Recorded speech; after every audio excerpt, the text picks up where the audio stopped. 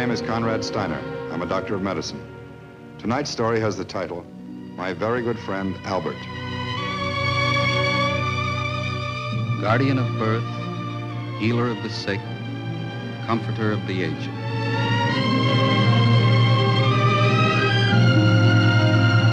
To the profession of medicine, to the men and women who labor in its cause, this story is dedicated.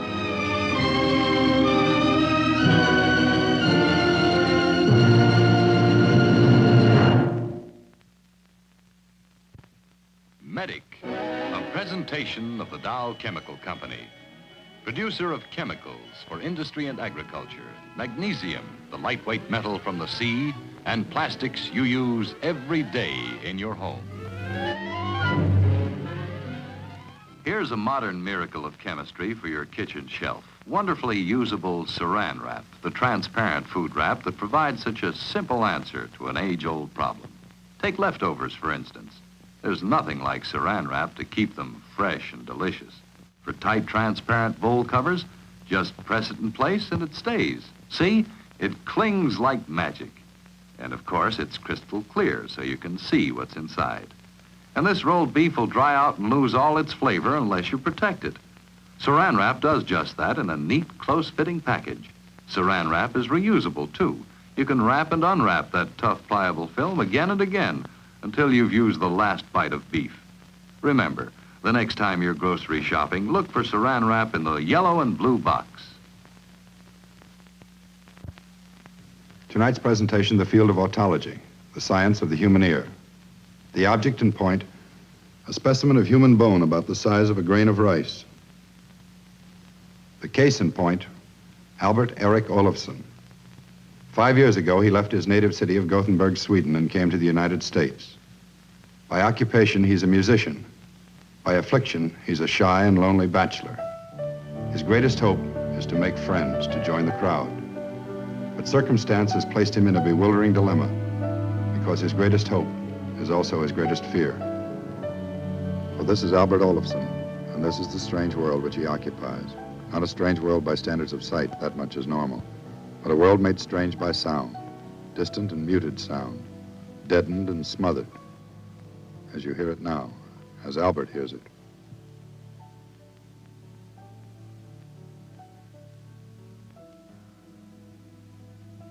A suspicious world, eternally whispering and mumbling. A cold, dishonest world that refuses to speak up and make itself heard. This is the story of one man's journey through that world.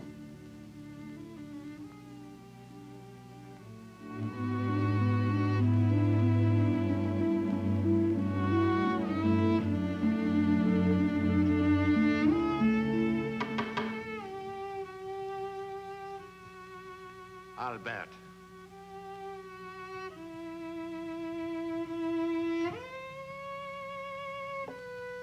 Albert! I'm sorry, Albert. We all talked it over. It just doesn't work.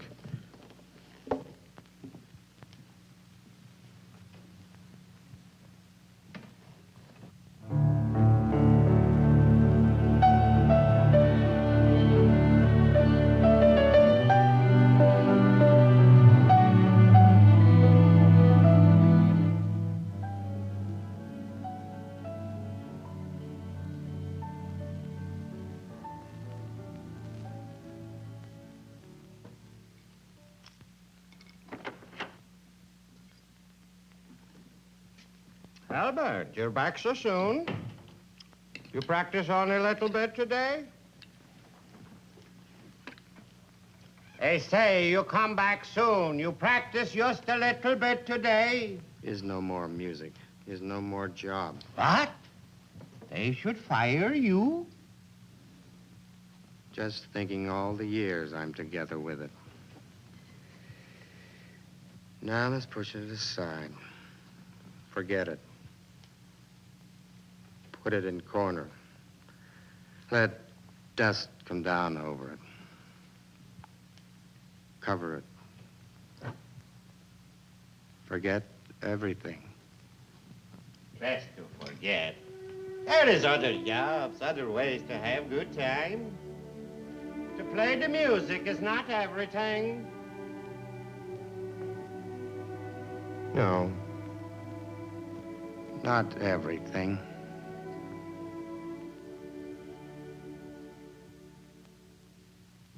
Hey!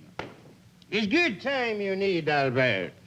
Tonight I would go down to the Paradise Park. Me and my good friend, Ella Lisa. You will come with us, yeah? No.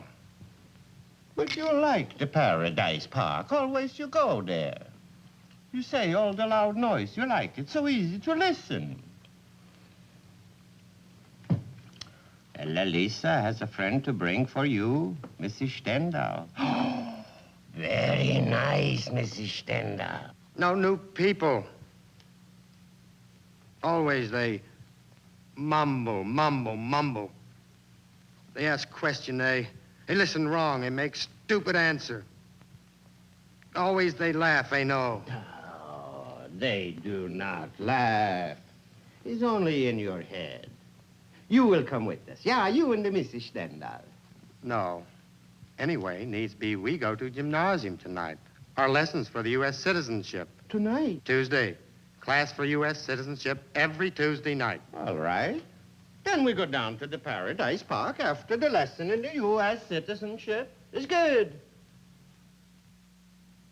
So all these things, together with the true American spirit of the populace, the spirit of fair play and free enterprise and liberty and justice for all these have convinced me that Fresno, California is the place to live. We salute you, Fresno, California, the pride of the USA. Just in time. Now remember the assignment for next week, please. The Declaration of Independence and the men who signed it.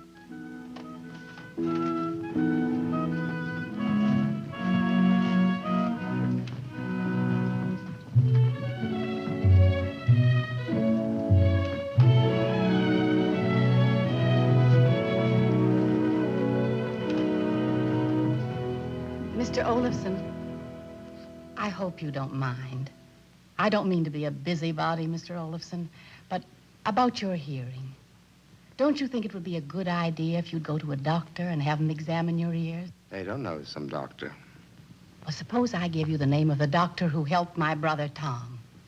They don't think there's any good. There's no use. Well, I'll just jot down his name and address in any case. Now, you give this some serious thought. Promise? Yeah, I promise. Mrs. Jackson? Yes? The lady sitting over there. Oh, you mean Frederica Swenson? A very nice girl. Yeah.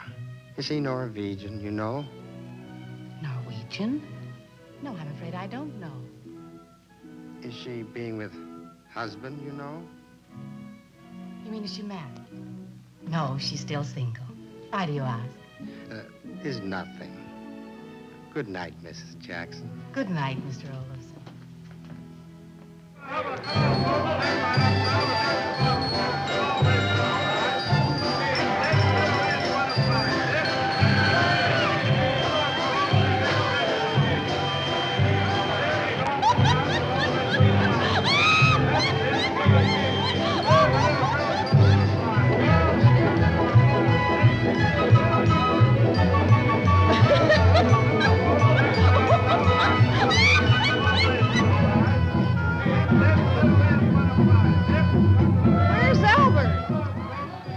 Albert, as so often, was alone, hearing another and more disturbing voice. Suppose I give you the name of the doctor who helped my brother Tom. The doctor who helped my brother Tom. You give this some serious thought. Promise, some serious thought. Promise, the doctor who helped, the doctor who, the doctor, the doctor, the doctor. Before noon the following day, Albert Olafson is in the office of Dr. Harold Carnes, otologist. In attendance, Nurse Dorothy Cronin. Preliminary examination places emphasis on the teeth and tonsils. Dental caries well filled. Tonsils out. Would you step this way, please, Mr. Olafson? Then follows the Weber test. A tuning fork is placed against the forehead to check the balance of hearing between the right and left ear.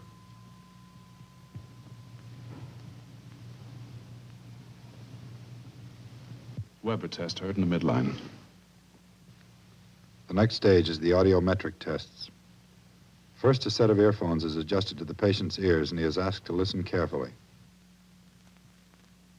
A sample tone is given him like this.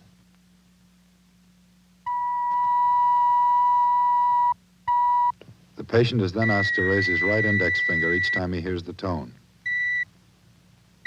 After each tone, the decibel reading is reduced until at some point the patient fails to respond. So the world of Albert Olafson, the strange world of whispers and mumblings, entertains a new visitor. The electronic tone of the audiometer probes the depths of the passageway for sound. The delicate membranes, the vibrating network of tiny bones laced together with ligaments the thickness of a hair. The tone forces each of them to work as hard as it possibly can, forces them to reveal their strength or their weakness. Strength or weakness which is immediately translated into a series of numbers, charts, graphs. 50 dB loss at 500, 40 dB at 1,000, 50 dB at 2,000. The second part of the test is for bone conduction, to find out if the nerve of hearing is able to carry the sound sensations to the brain.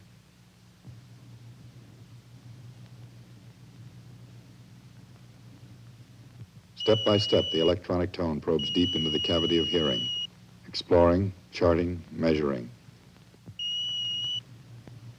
Somewhere in the intricate maze of bone and tissue, the answer lies. The tone keeps searching.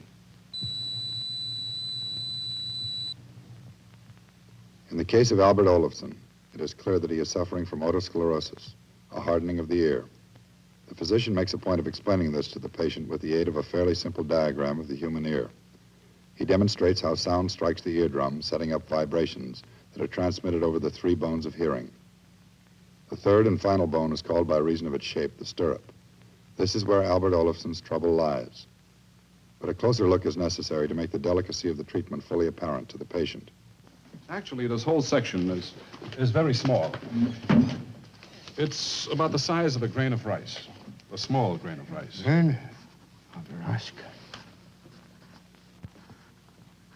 Now, this membrane around this footplate has become calcified.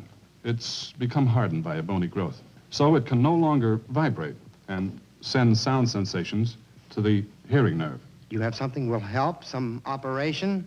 It's what we call the fenestration, or the window operation. Here, let me show it to you. First, we make an opening or a window in this bone right here. We take a piece of skin from the ear canal and place it over the new opening. This way, the new membrane picks up the sound vibrations directly, passes them on to the hearing nerve, and practical hearing is restored. And with this, I can hear the music again?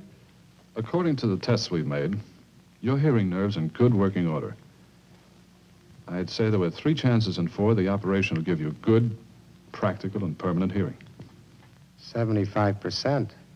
That's right. It doesn't bother you, does it? 75%? No, it's not bothering. Other 25%. Yeah, that is bothering.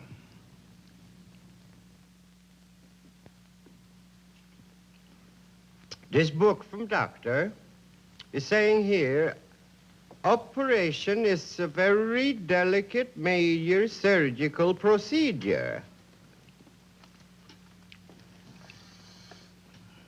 And here, operation is not without risk, you see. Sometimes it's walking across the street. That is taking risk, too. Maybe you'll be such smart fella on this one.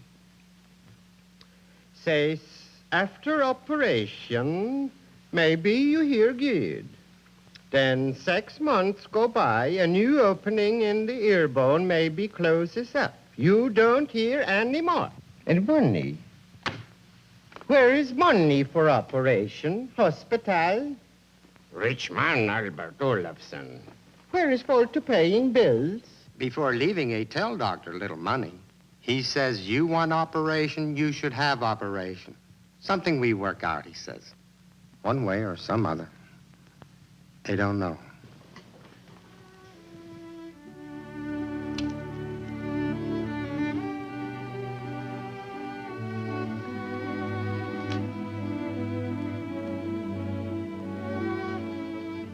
Rich man, Albert. Stupid man, Albert. What for are you thinking? He's thinking what I will do. Yeah, is what? I will have operation.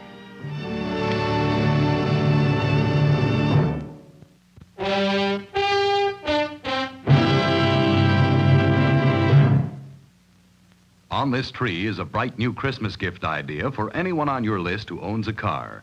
This envelope holds a gift certificate for colorful, durable automobile seat covers made of wonderful saran, a miracle of chemistry. Saran seat covers give your family or friends a chance to add a custom touch to their new car or a new styling to an older model. For saran seat covers come in rich, varied colors that go clear through each fiber. Saran is spot resistant too, even to grease and food stains. And saran is the only seat cover fabric which won't get baggy or scuffed when wet. Look at that sleek appearance. Saran seat covers always stay smooth and tight, always beautify while they protect. This Christmas, make saran seat covers your extra special gift. You'll find the saran gift certificate wherever car seat covers are sold.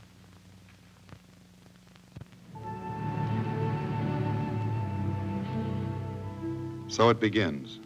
It's more than a mere probing with an electronic tone. The target is the size of a grain of rice. There's little margin for error because to one side, only fractions of an inch away, lies the cavity of the brain. The instrument is poised, the goal is in sight. A new opening for sound, a new window to a new world. First day post-operative. Patient moderately dizzy with slight nystagmus afebrile.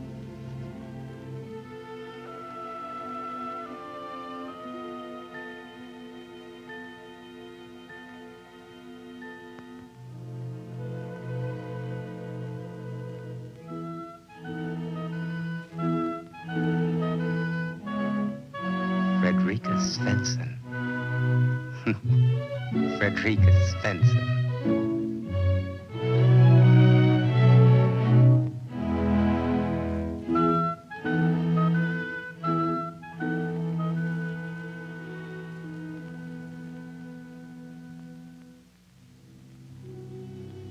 Third day post-operative.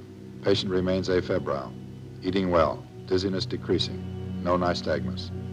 Patient states he now hears less than before surgery. Fifth day post-operative. Patient ambulating well, dizziness subsiding. Patient continues to note full feeling in operated ear and echoing sensation. Gauze packing removed. Dressing removed. Patient is ready to leave the hospital.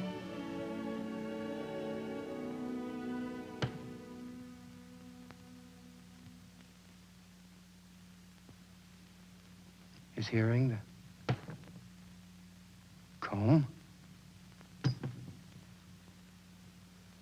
comb. His hearing. His hearing. Something more. Water. His sound of water. It is water. This is water.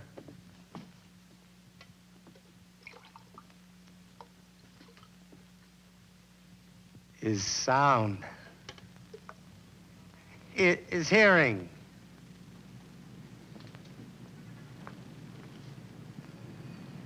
What is that?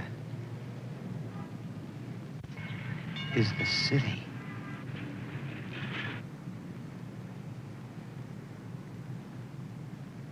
Oh, God, thank you.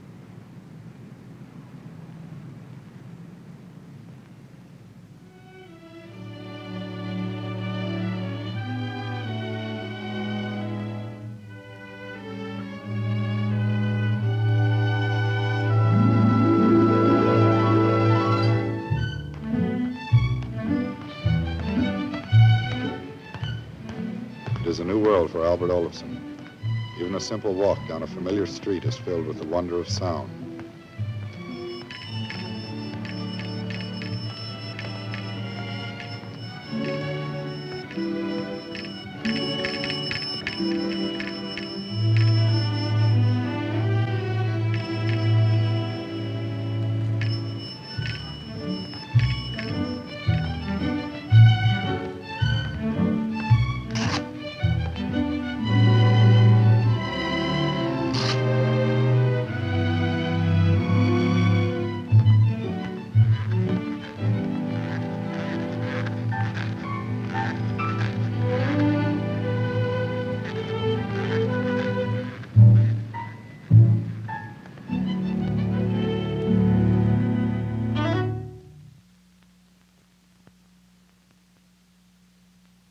Albert is going crazy, or what? You're saying it again, Gustav. I hear you good. Sounds very good. Talk some more. Maybe 6 months go by. Gustav.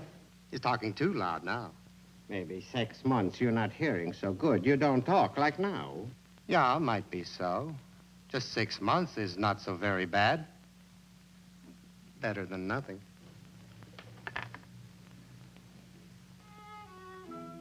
So the escape is made.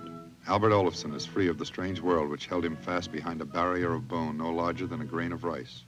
So Albert waits and hopes and listens. For if he is the one who must return, he'll go back to his prison with a store of fresh memories. But the escape is not complete. For every 20 persons who escape from the world of deafness, one of them must return. In one of the 20, the new opening, the new window of sound slowly closes after surgery. A second opening can be made, but there's every likelihood that too will close. 6 months are drawing to a close. Albert Olofsson has gradually become accustomed to the world of sound and of music. Only one step remains for him fully to take up his life again.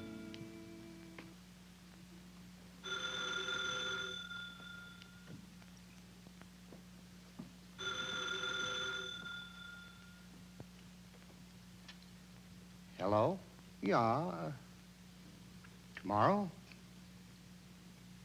Yeah. They will come, yeah.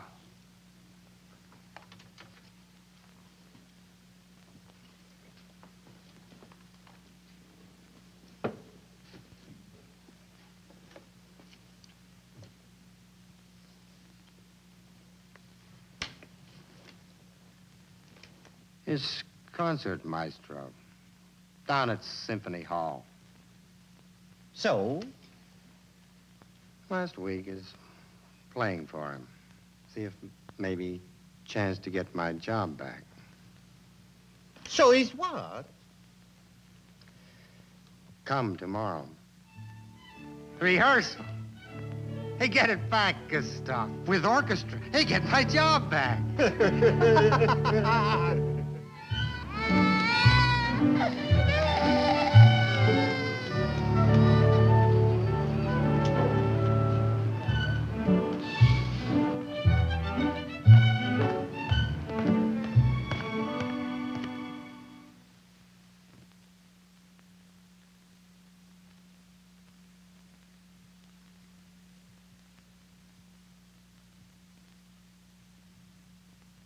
No more sound. Hey, I'm not hearing.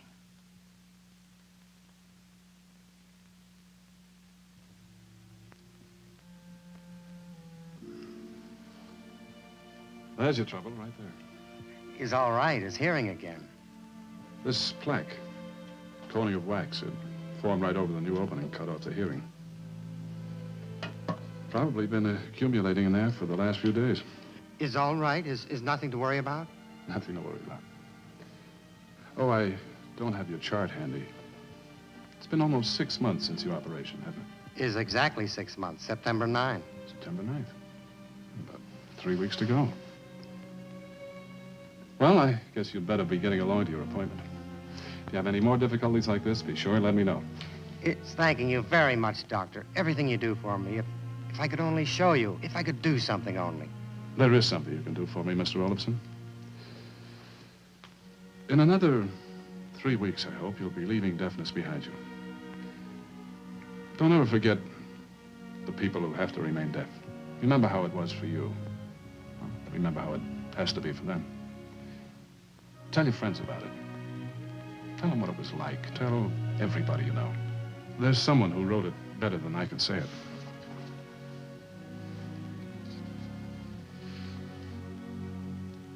The sense of hearing is a gift. It's a great gift. Those who have it, be thankful. And toward those who haven't, be patient. Tell them you understand. Yeah, I understand.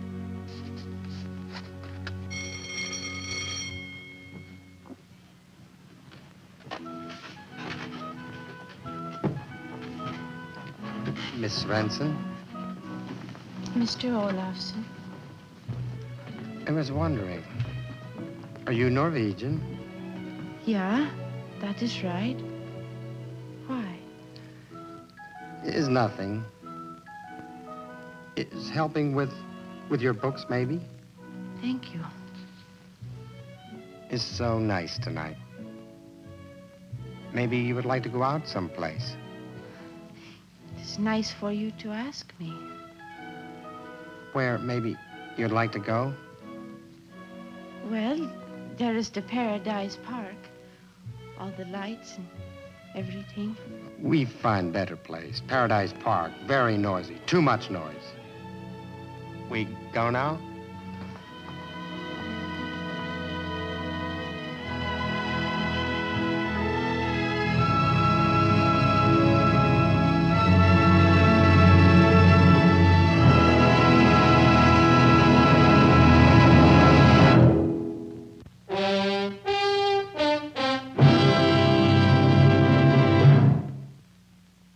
This is Saran Wrap, Dow's new transparent food wrap.